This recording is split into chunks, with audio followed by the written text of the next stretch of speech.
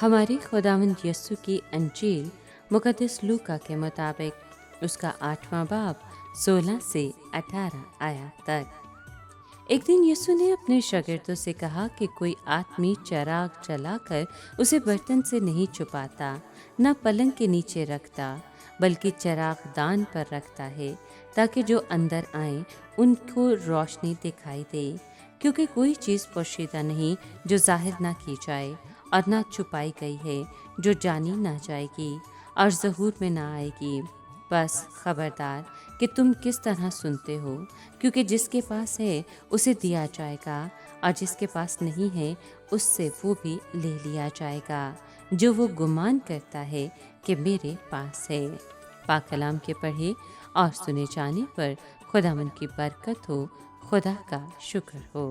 अजीज दोस्तों, खुदावंद यीशु इस बात की अहमियत पर जोर देता है कि मेरे शागिर्द मेरी तालीमात से क्या सलूक करते हैं।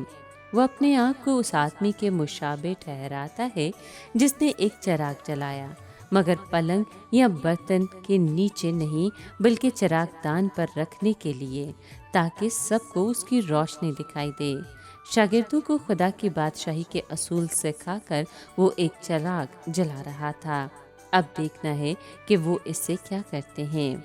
अव्वल उसे बर्तन या पैमाने से ढांक ना दें। चिराग को पैमाने के नीचे छुपाने से मुराद है कि अपनी गवाही को अपने लेन देन की मसरूफियात में छुपा देना।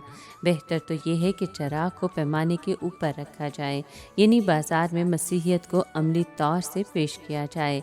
अपने कारोबार को अंजील की अशायत के लिए प्लेट के तौर पर इस्तेमाल किया जाए। और दूसरा ये कि चिराग को पलंग के नीचे ना रखें। पलंग आराम, आसाइश, काहली और ऐशो इशरत की नुमाइंदगी करता है। ये बातें रोशनी के चमकने में सख्त रुकावट का बायस होती हैं। शागिर्दों को चाहिए कि चिराग को चिराग दान पर रखे। मुराद ये है कि उसे कलाम के मुताबिक ज़िंदगी बसर करनी चाहिए, ताकि सब देख सकें कि उसे कलाम की मुनादी करनी है। इस आयत का मफहूम ये है कि अगर हम अपने कारोबार या काहली के बायस कलाम पाक को महदूद करते हैं तो हमारी नाकामी या गफलत और बेपरवाही ज़ाहिर हो जाएगी। ये हकीकत बेनकाब हो जाएगी कि हमने सच्चाई को छुपाए रखा है। इसलिए हमें मोहतात और ख़बरदार होने की ज़रूरत है कि हम किस तरह सुनते हैं। अगर हम दयानतदारी और अखलाक के साथ दूसरों को खुदा के बारे में बताएं तो खुदा मज़ीद गहरी सच्चाइयाँ हम पर ज़ाहिर करेगा। लेकिन अगर इसके बरक्स हमारे पास बशारती जोश की रूह नहीं होगी तो खुदा हमें उस सच्चाई से भी महरूम कर देगा जो हम ख्याल करते हैं कि हमारे पास है। जिस चीज़ को हम इस्तेमाल नहीं करते वो हमारे पास से जाती रहती है।